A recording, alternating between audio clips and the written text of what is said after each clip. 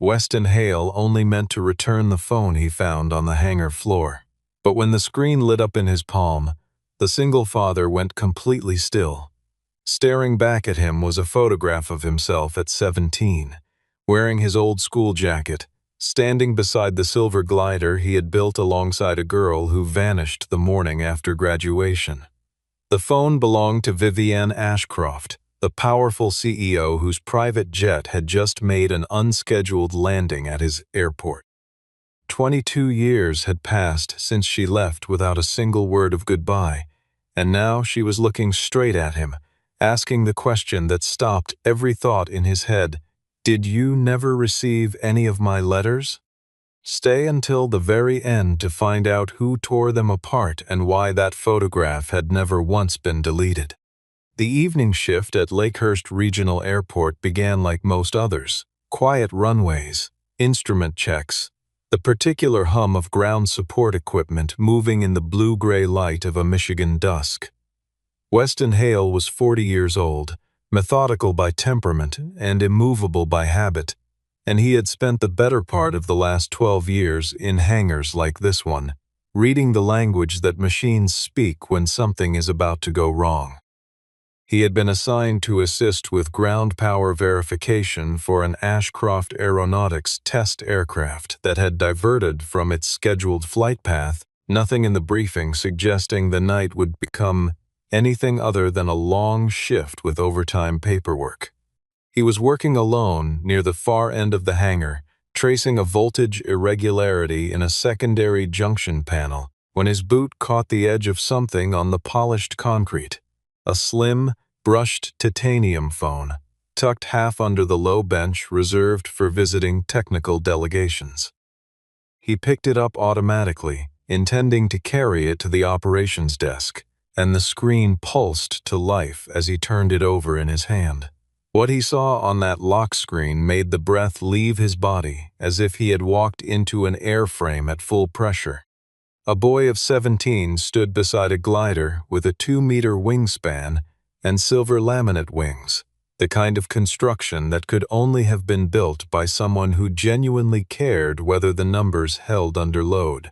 The boy's jacket read Lakehurst High across the chest. His expression was the quiet pride of someone who had just heard his name announced over a state competition loudspeaker.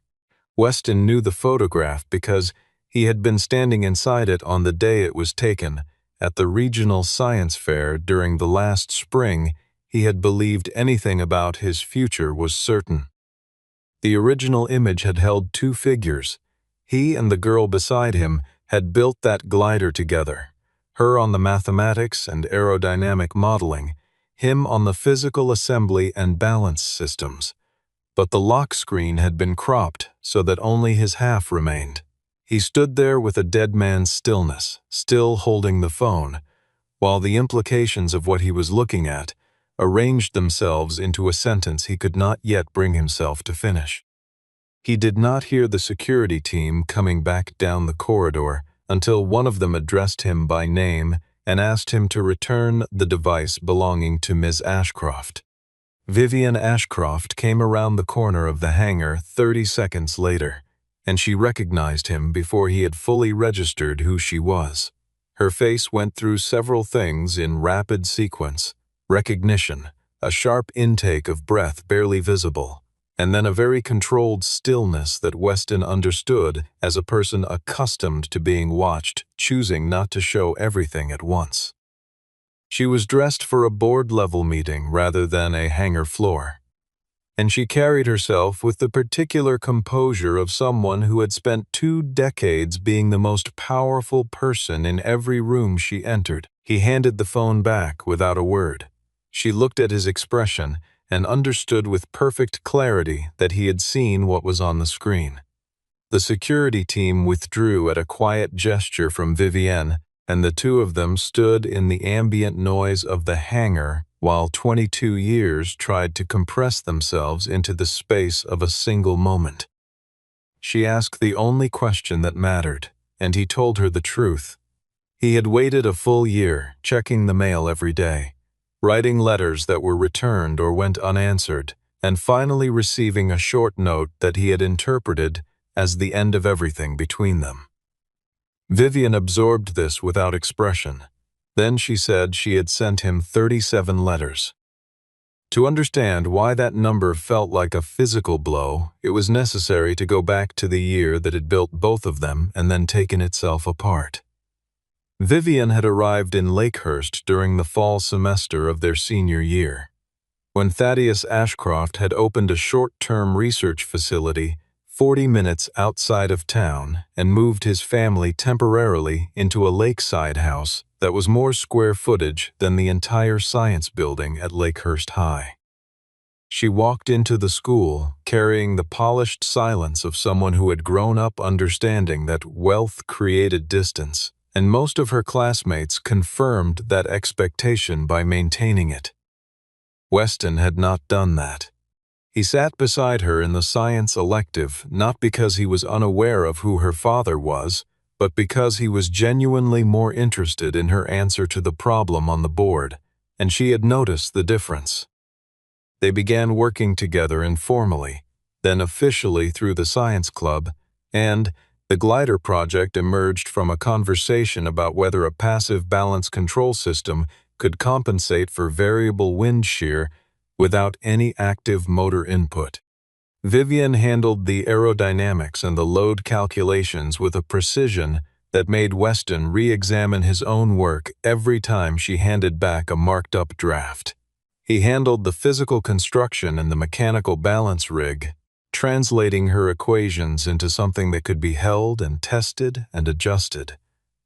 The collaboration deepened into friendship over 4 months of Tuesday afternoons and Saturday mornings in the school workshop, and then deepened further into something neither of them had a practiced vocabulary for, because it was the first time for both of them. They won the state competition in April. The photograph was taken that day, both of them standing beside the glider with the kind of straightforward happiness that belongs entirely to people who have not yet learned what it costs.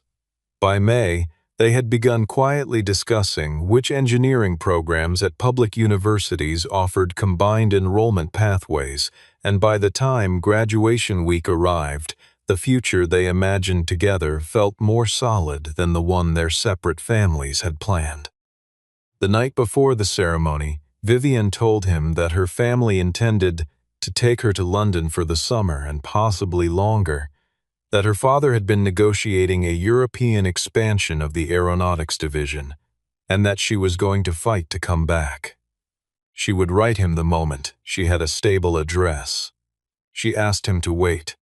3 days after graduation, the Ashcroft household left Lakehurst without ceremony and without any opportunity for Vivian to see Weston one final time. He wrote to the London address she had given him and received no response. He wrote again and again through the summer and into the following fall. Then a letter arrived, short, clean, signed with Vivian's name, saying that the feelings they had shared were an adolescent impulse, and that she had chosen not to continue the correspondence. Weston read it once, folded it, and put it in a drawer where it remained for 22 years. He did not cry, because he was 18 and had learned early that certain kinds of pain did not announce themselves dramatically. They simply moved in and rearranged the furniture of who you were.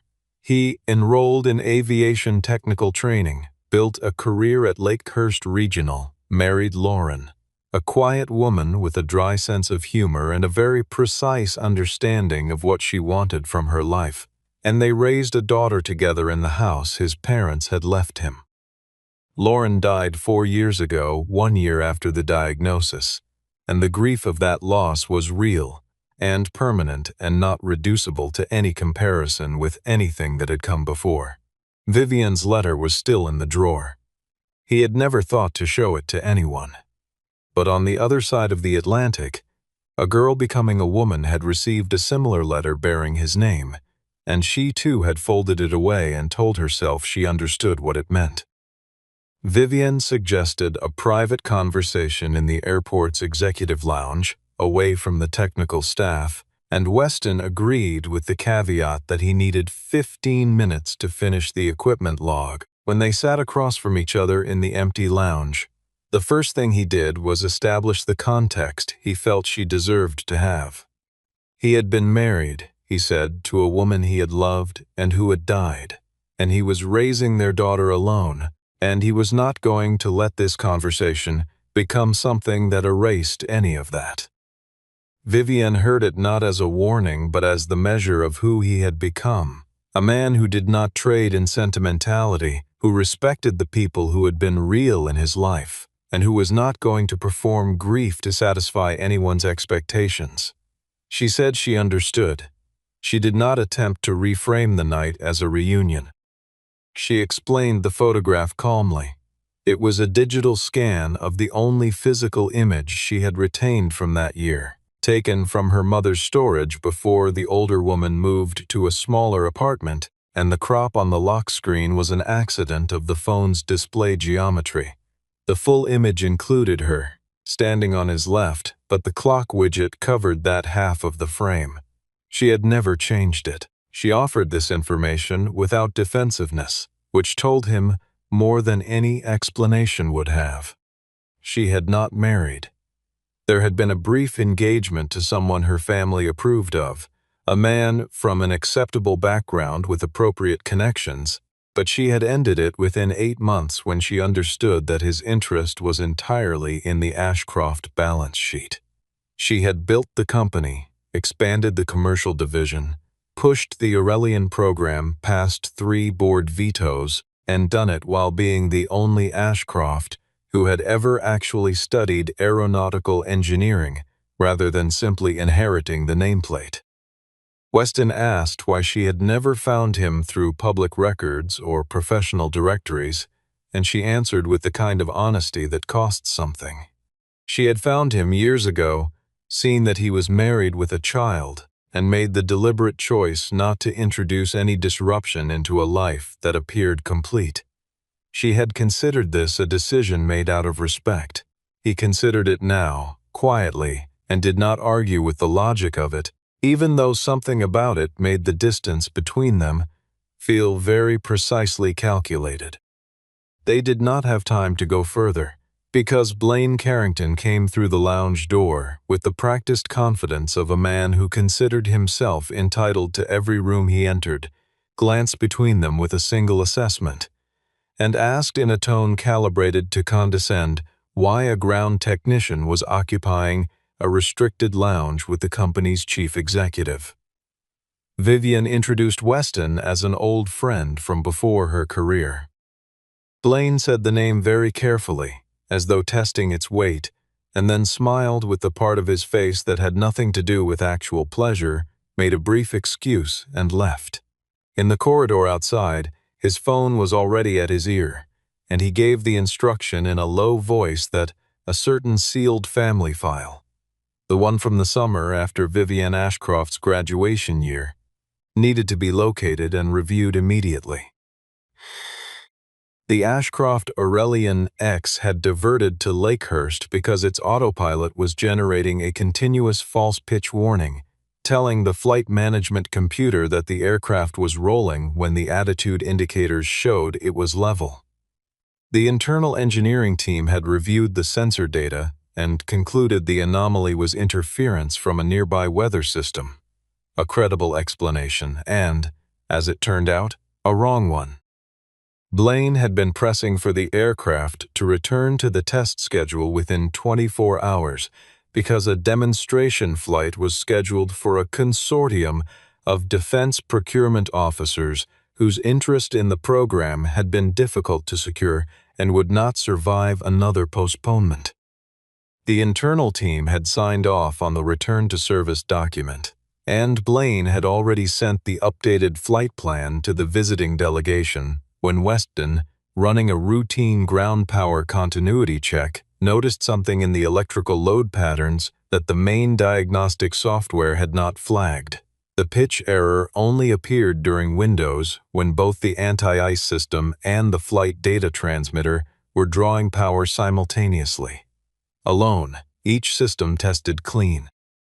Together, They produced a voltage ripple below the alarm threshold, but sufficient to feed the inertial reference unit a fractionally incorrect signal. He brought this to Tobias Wren, Ashcroft's chief of engineering, a man with 57 years of patience and the deep, undemonstrative expertise that had kept the company technically credible through 4 different CEO transitions. Tobias listened to Weston's analysis with the specific quality of attention that only engineers who have been wrong about something serious ever develop. Blaine, who had arrived in the maintenance bay to push for departure clearance, made a remark sharp enough to make 2 junior technicians go very still. Something about local ground crew offering remedial instruction to the people who had actually designed the aircraft. Vivian was there, and she asked Tobias to run the interaction test. The results confirmed everything Weston had described. A secondary distribution module was generating micro-oscillations under the dual-load condition, and the cumulative effect over a long flight in icing conditions could force the flight crew to disengage the autopilot at a critical phase of approach. It was not a catastrophic failure mode. It was the kind of failure mode that contributed entries to accident investigation reports. Vivian suspended the demonstration flight and accepted the contractual consequences.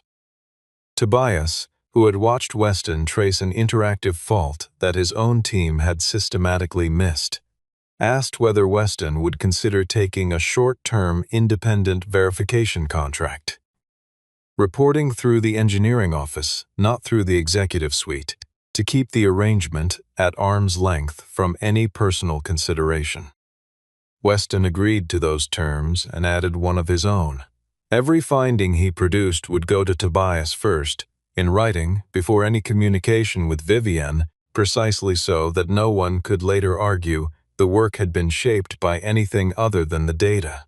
It was a structurally sound arrangement. What neither man had noticed yet was that the distribution module generating the fault had a supplier designation that traced directly to a sourcing recommendation. Blaine Carrington had introduced into the procurement chain 14 months earlier.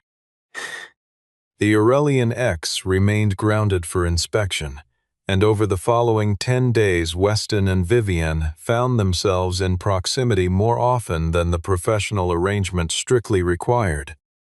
Not because either of them sought it, but because a serious airworthiness investigation on a small airfield creates a compressed geography in which the relevant people repeatedly encounter each other at coffee machines and corridor intersections. They were careful and they were honest about being careful, which was its own kind of progress. Vivian brought him several pages photographed from letters she had written during the first year after London, digital scans recovered from a draft folder in her mother's archived email, letters that had never been sent electronically, but that she had typed as backups before mailing the handwritten versions. Reading them, Weston experienced the particular vertigo of encountering a past that had existed in full and parallel to the version he had lived. The letters described a girl navigating a city where she knew no one who spoke to her as though she were a person rather than an inheritance, calculating the months until she would be old enough to take a flight back to Michigan without asking permission, describing the London autumn as beautiful and completely irrelevant to anything she actually cared about. He showed her the letter he had kept. She read it standing at the window of the hangar office, holding it with 2 hands as though the paper required steadying, and when she finished, she said only that she had never written those sentences. They compared the signature, her name written in the careful cursive she had learned at 9, with the particular loop on the capital V that she had never been able to break, against the signature on his letter. The loops were present but mechanical, the way a signature looks when someone has studied it carefully enough to approximate the shape but has never inhabited the motion. Neither of them made the accusation aloud. Weston said he wanted documented evidence before any name was attached to the conclusion. because turning private pain into public accusation without proof was a way of making yourself into exactly the kind of person he had spent his adult life refusing to become. Marin Caldwell, the company's legal compliance director, began an audit of the historical correspondence records held in the Ashcroft family's retained legal archive. What she found was that every piece of mail processed during a 14-month window surrounding Vivienne's first year abroad had passed through the offices of Carrington Legal under a family services retainer, with Blaine, 19 years old, working a summer position at his father's firm, listed as secondary correspondence coordinator. June arrived at the airport one afternoon to give her father a document he had left at home, and she encountered Vivienne briefly in the operations hallway.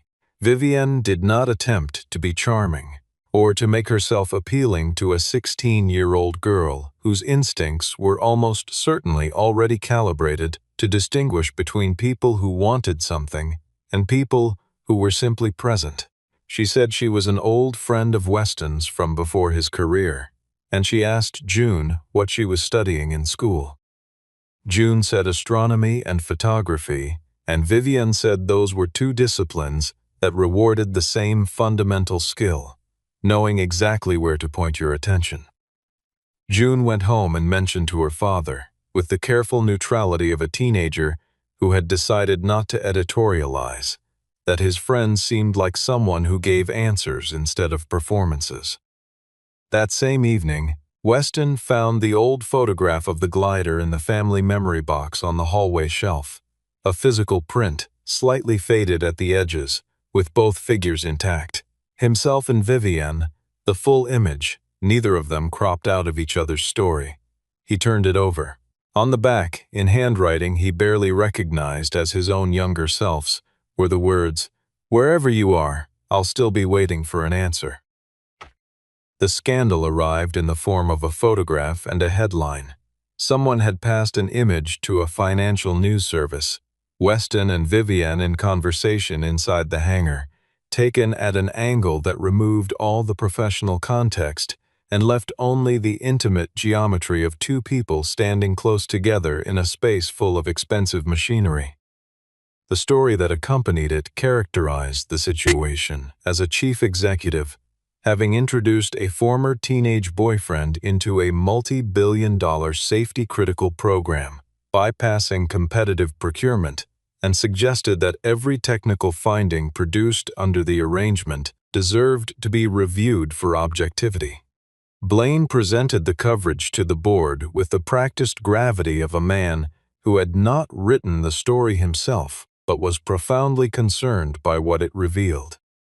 He moved for a suspension of Weston's contract and an independent review of the conflict of interest framework.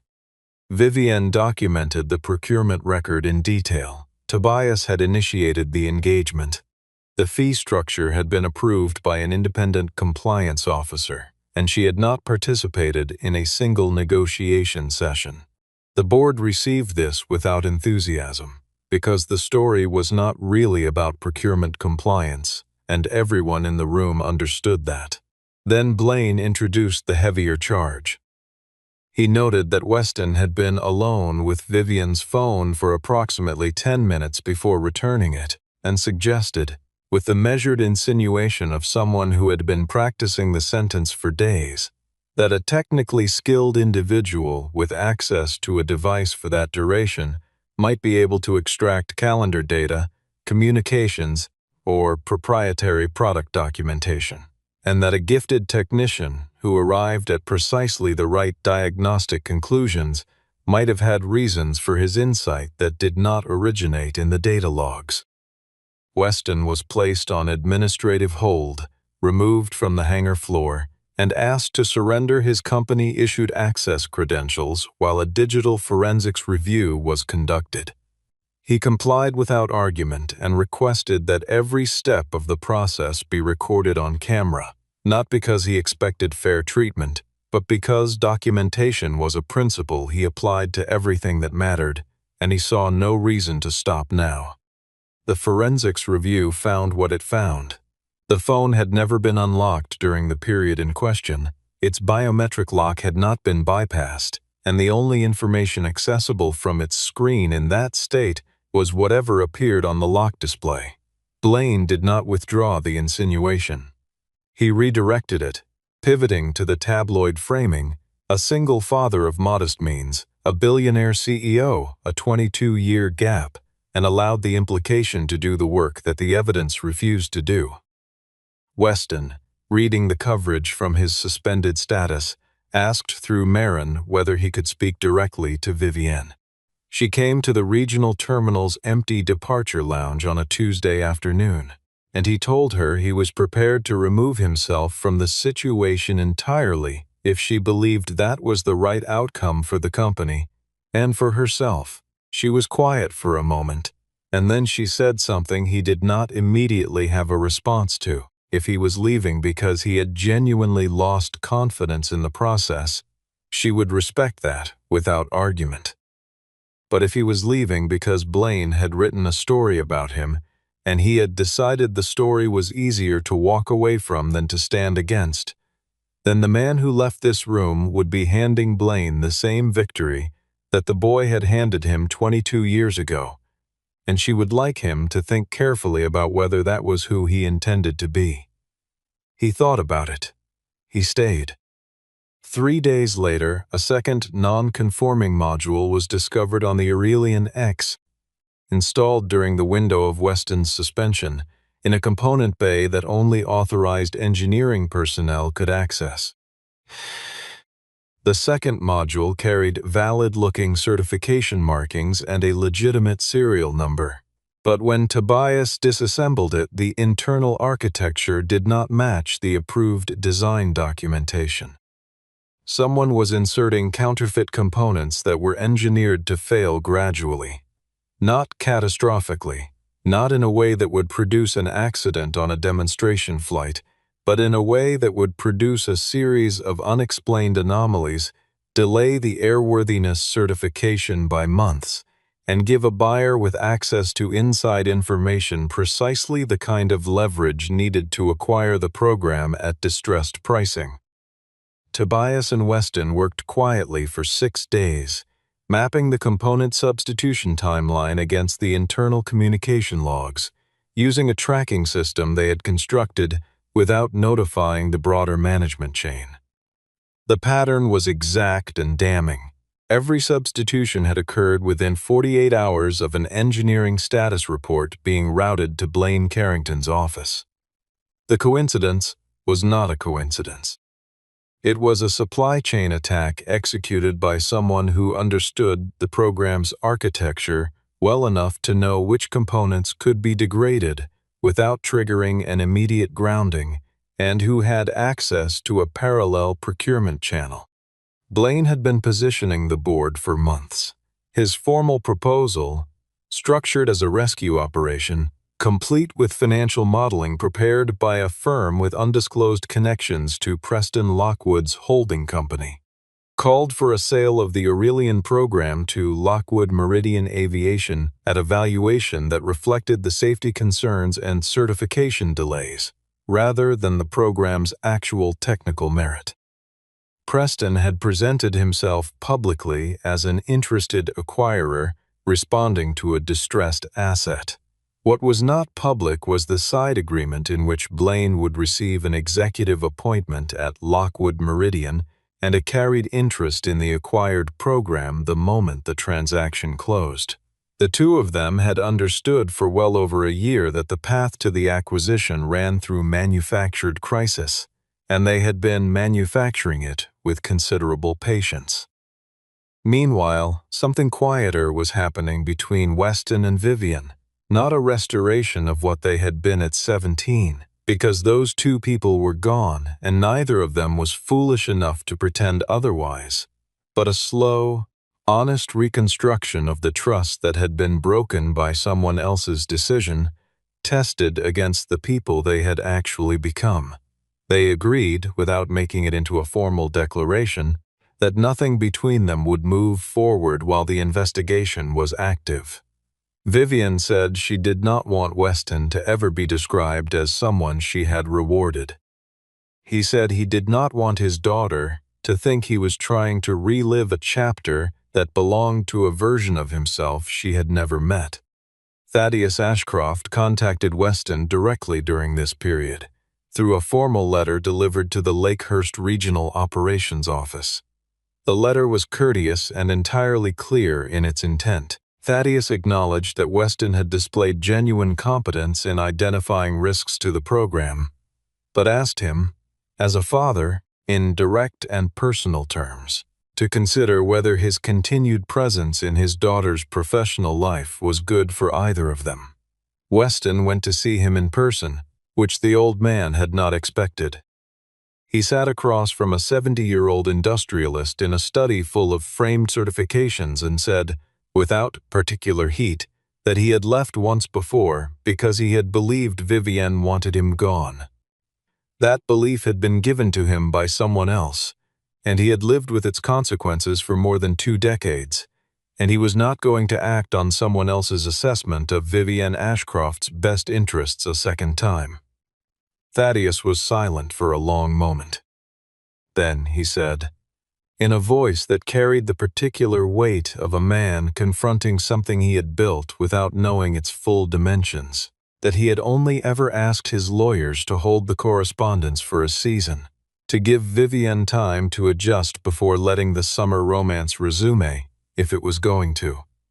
He had not given any instruction to fabricate anything, and he had lived with what he now understood had happened in that office, under the cover of his authority, as the most expensive mistake of a lifetime that had not been short on expensive mistakes.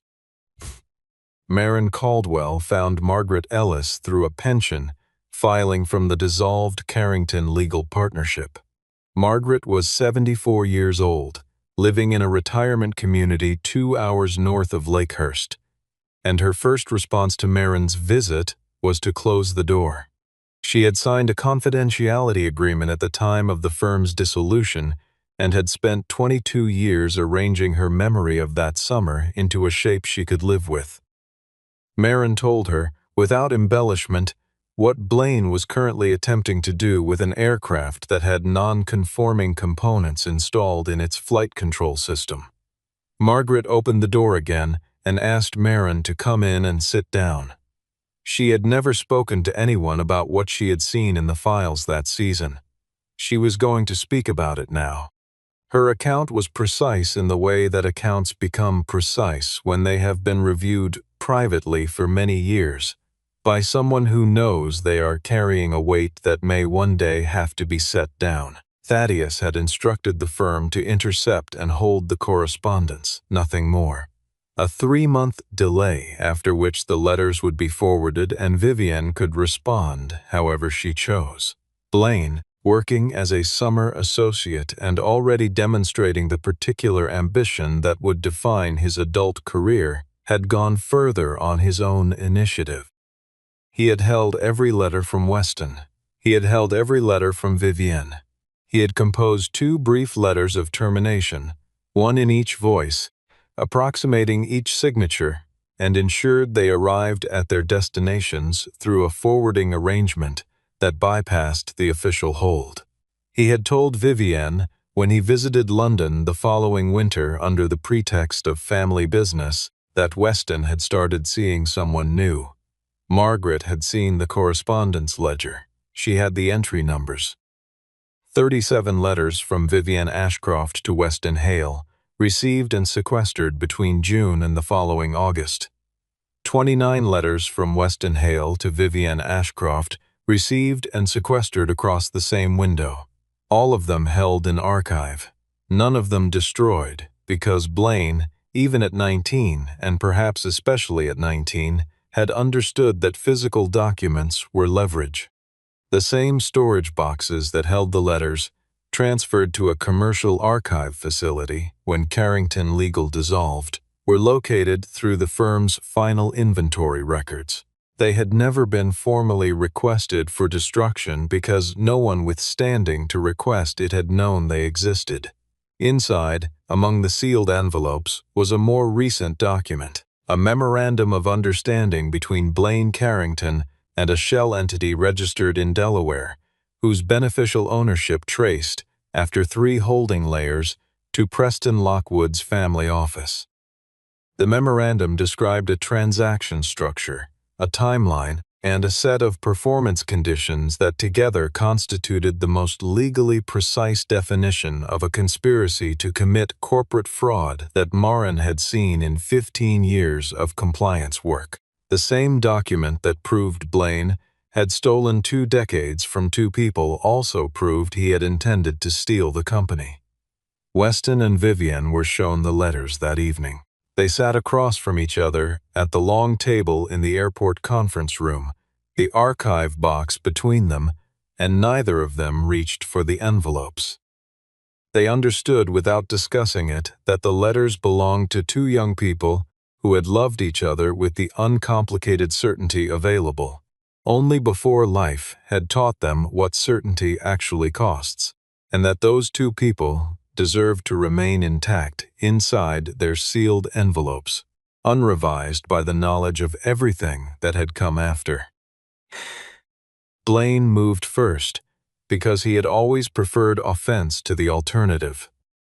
The morning before the board was scheduled to hear Marin's compliance findings, an Ashcroft security officer found a non-conforming component inside Weston's locked tool cabinet, bearing the same serial number family as the parts that had been installed in the Aurelian X during the sabotage window.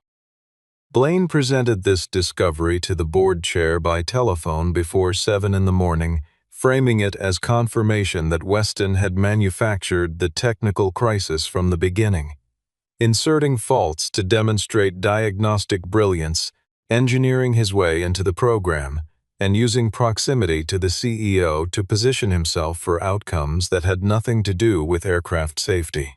It was a complete narrative, internally consistent, and constructed with the kind of craft that requires having prepared it well before the circumstances that would make it necessary. Weston was escorted from the facility. He cooperated at every step. He had asked, as a condition of his cooperation, that continuous video documentation be maintained of the entire process, and the security team complied because the request was reasonable and because Marin Caldwell, who had happened to arrive at the facility at the same time, confirmed in writing that she was observing on behalf of the compliance office. On the short drive home, he called June and told her only that there would be some coverage of his name in the news, and that none of it reflected anything he needed to be ashamed of. June said she knew, and asked if he needed her to come get him, and he said he was fine, he was driving himself, and she should go to school. The security access log for the cabinet showed it had been opened with a management tier credential 2 days earlier, during a period when Weston was in a documented technical review session with Tobias and 4 members of the engineering team, all of whom had signed in and out on camera. The corridor camera covering the tool bay had experienced an 11-minute outage during that window, a scheduled maintenance pause, according to the submitted work order, except that no maintenance had been performed on that camera system in the preceding quarter, and the outage corresponded exactly with elevator records, showing that Blaine's personal assistant had descended to the technical floor and returned 12 minutes later. Weston reviewed the available data from his suspension and told Tobias that Blaine was accelerating, which meant the demonstration flight window was critical to the scheme in a way that had not been fully understood. If the Aurelian X flew with the current component configuration, it would produce exactly the class of visible, documentable failure that would justify the board accepting a distress-priced acquisition offer. Vivian suspended the flight. The board was angry. Lockwood Meridian's representatives withdrew from the room, and Blaine Carrington filed a motion for a vote of no confidence in the CEO. The board convened in the Ashcroft headquarters main conference room, and Blaine structured his presentation with the theatrical confidence of a man who believed he was delivering a verdict rather than making an argument. He laid out the accumulation, the phone, the contract, the component found in Weston's cabinet, the flight cancellations, and he returned to it deliberately, knowing its power, the lock screen photograph of a 17-year-old boy that a 40-year-old chief executive had been carrying for reasons she had never disclosed to her governance structure. He suggested that the board was entitled to draw its own conclusions about the quality of judgment that produced that series of decisions. Vivienne responded to the photograph directly. She said a personal image on a private device was not a governance matter, that it did not demonstrate professional incapacity, and that anyone who wished to argue otherwise was welcome to articulate the specific policy it violated. She was not going to pretend the photograph did not exist, and she was not going to explain herself to a room full of people who had never once asked Blaine Carrington to explain the decisions he had made on behalf of this company. Marin presented the security audit. The phone had not been unlocked. The access log showed the cabinet breach during Weston's verified absence. The camera outage aligned with the elevator record.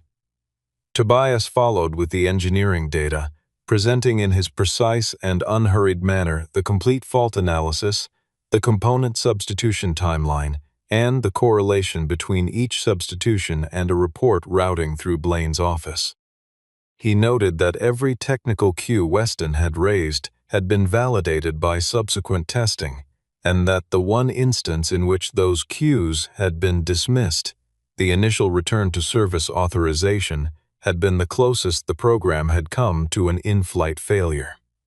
Margaret Ellis testified by video, her statement formally introduced by Marin as part of the compliance record. She described what she had seen in the Carrington legal office during that summer, the correspondence ledger, the sequential entries, the letters that had arrived and been held, the 2 documents that had gone out carrying signatures that were not genuine. Thaddeus Ashcroft, seated at the far end of the table as a non-voting former chairman, confirmed that his instruction had extended only to a temporary hold on communications, and that no fabrication had been authorized by him at any point. He said this clearly and without hedging because he had spent enough time in the 2 weeks prior reconstructing what his decision to treat his daughter's happiness as a problem to be managed had actually produced, and he had concluded that the only useful thing left to him was accuracy. Weston presented last. He walked through the component serial number chain, the procurement authorization trail, the supply chain timing, and the memorandum of understanding recovered from the Carrington archive. He did not narrate the personal dimension of the investigation. He presented it as a technical and legal record because that was what it was, and because the personal dimension had already been understood by everyone in the room long before he arrived. When Blaine said the signature on the memorandum was not his, Vivienne produced the original document from the archive box, placed it on the table, and noted that it had been recovered with an intact notarial seal, a date stamp, and a full fingerprint set that the forensic unit had matched earlier that morning. The board vote was not close. Blaine was suspended from all executive functions pending a formal investigation by the company's external counsel, and, within 2 weeks, by federal aviation safety regulators who had been notified of the component substitution scheme. Preston Lockwood's acquisition approach was terminated. His proposed transaction structure referred to the relevant regulatory bodies, and the shareholders of Lockwood Meridian were not pleased with what they subsequently read in the investigative disclosures. Vivienne retained her position and accepted a voluntarily initiated independent audit of the entire supply chain, not because she was required to, but because she understood that the people who built and serviced the aircraft her company produced deserved to know that the systems protecting them were sound. Thaddeus resigned his honorary chairmanship in a letter that was brief, private, and addressed to his daughter rather than to the board. He acknowledged that his belief in the correctness of his judgment had been the condition under which someone else's malice had operated, and that this was not a responsibility that could be shared or deferred. Vivian read it once, filed it, and did not respond for 3 weeks, at which point she called him, and they had a conversation that was not resolved by the end of the first hour, but that had not been possible before this. Weston was formally cleared and received a written offer from the company's board for the position of Director of Aviation Safety. He declined it. He explained, through Tobias, that accepting a position that placed him inside the Ashcroft executive structure would compromise both the independence of his work and the clarity of every other relationship in the building, and that he had spent enough of his adult life operating in circumstances where the personal and professional dimensions of a situation had been deliberately confused by people with an interest in the confusion. What he proposed instead was a partnership arrangement. He and Tobias would establish an independent airworthiness verification unit, incorporated separately, contracted at market rate to multiple commercial aviation clients, with Ashcroft Aeronautics as one client among several. The proposal was accepted.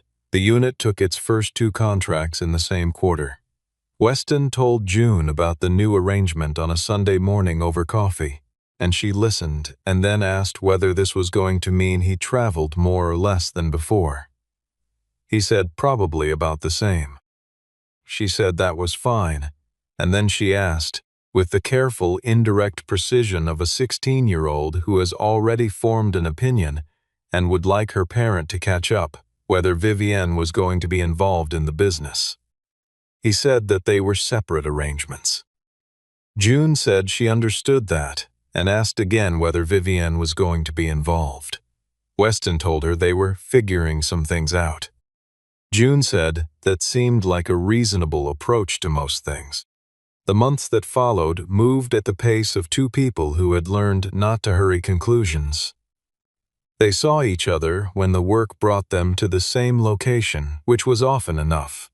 They had a series of dinners that were not announced as anything in particular, but that both of them showed up to having thought carefully about what they wanted to say. They were navigating the difference between the people they had been in love with at 17 and the people they were now, and they found that the navigating itself was something they were both genuinely interested in, which was its own kind of answer. The Aurelian X completed its final certification flight 14 months after the night Weston had found the phone on the hangar floor, with a fully re-audited component inventory and a monitoring protocol that Tobias had described in testimony to the regulatory body as the most rigorous supply chain verification process in the domestic commercial aviation sector. The airframe performed without anomaly across the full certification envelope. Weston was not aboard, because his role was in the analysis that preceded and followed flight, not in the flight itself. But he watched the telemetry feed from the ground station at Lakehurst with the particular attention of someone for whom this outcome had not been hypothetical. June graduated from Lakehurst High on a warm June evening, under the same sky that had covered the science fair where her father had built something he was proud of and stood beside someone he had not yet understood he was going to lose. Vivian attended the ceremony and sat next to Weston in the second row of the general seating, not in the reserved section, not as a distinguished guest or a donor to the school foundation, but as someone who was there because she wanted to be, for reasons that were entirely personal. June walked across the stage and found her father's face in the crowd and smiled the specific smile of a person who is satisfied with how things have turned out. After the ceremony, they went together, Weston, Vivienne, and June, back to the old municipal hangar where the original glider had been stored after its return from the state competition. The model had been professionally restored some years earlier as part of a local aviation history project and hung suspended from the ceiling on two thin cables, silver laminate wings precisely as they had been, the balance rig still visible beneath the fuselage. Weston had arranged to have the original full photograph mounted and framed on the wall beneath it. Both of them, unedited, standing together with the whole future apparently ahead of them. Vivienne handed him her phone. The lock screen had been changed. The image of the 17-year-old boy in the school jacket was gone. In its place was a photograph taken in the hangar on the morning of the Aurelian X's certification flight. Weston on the left, Vivienne on the right, June between them, all three looking at something outside the frame, and all three of them laughing at whatever it was. He looked at it for a moment and then asked whether replacing the old photograph meant she had decided to let go of the past.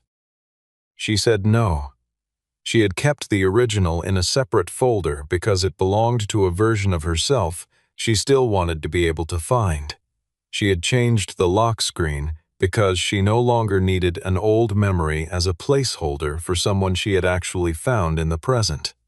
He reached into the inside pocket of his jacket and took out an envelope he had been carrying for a week.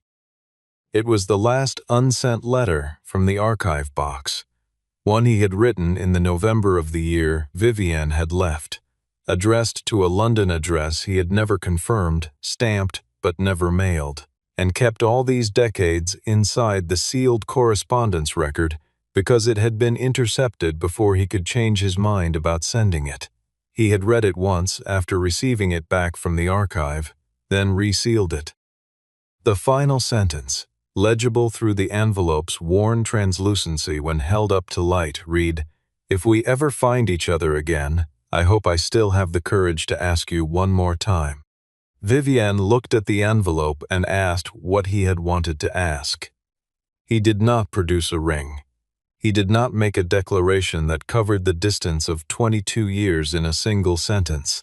He asked her to come home for dinner, to the house in Lakehurst, to the kitchen table where June did her homework, and the window faced the back garden, to an evening with no particular occasion that he would very much like her to be part of. He said this not with the urgency of someone trying to recover time, but with the steadiness of someone who had decided that the next chapter was worth beginning carefully. Vivienne said yes. The three of them walked out of the hangar together into the early summer night, and behind them the old glider turned slowly on its cables in the slight movement of the air from the opening door. No longer a monument to what had been taken, but evidence of the simpler, more durable truth that some journeys are not abandoned when they are interrupted. They are only waiting for the people who made them to find their way back to the beginning.